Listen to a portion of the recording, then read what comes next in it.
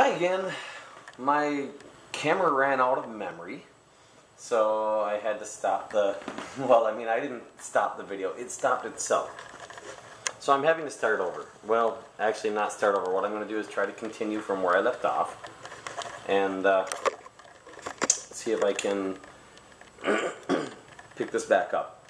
Now, the last video cut off right after I mentioned this idea of voting against someone, which a lot of people have never heard of. A lot of people have heard of it, but twisted, contorted. It's kind of like negative numbers.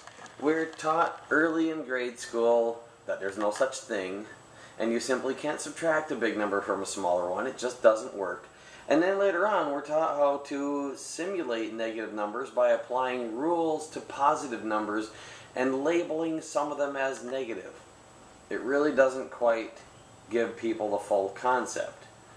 And unfortunately, because of this lack of teaching people correctly how to understand intuitively a complex number space that includes negative numbers and their square roots and cubed roots and fourth roots and all that stuff, we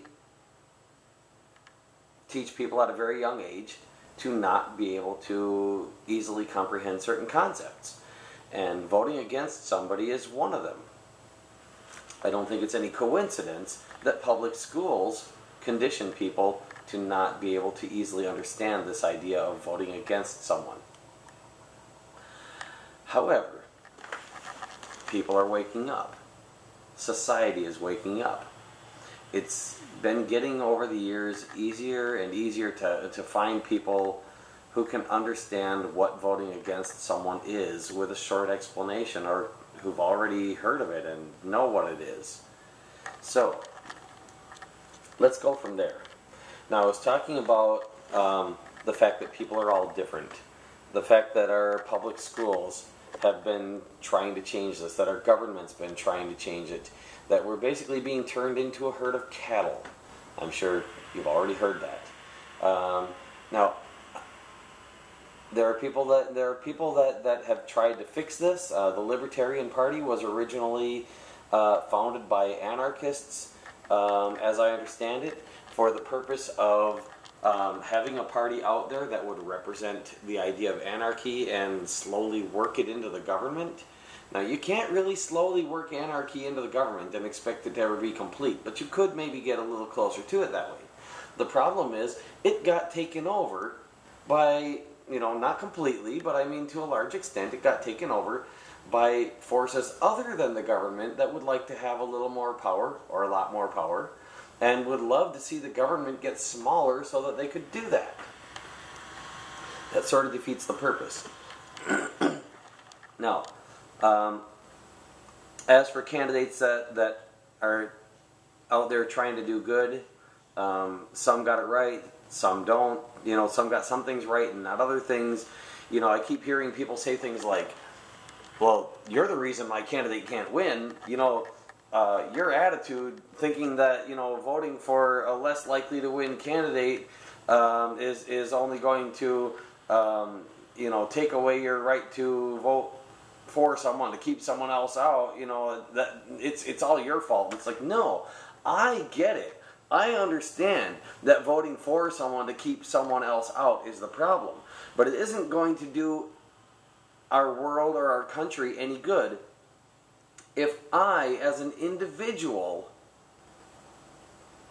behave according to that understanding in some way that the masses are completely oblivious to.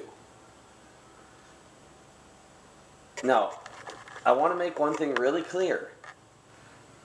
I understand that it's all about attitude, but attitude is something that has to be learned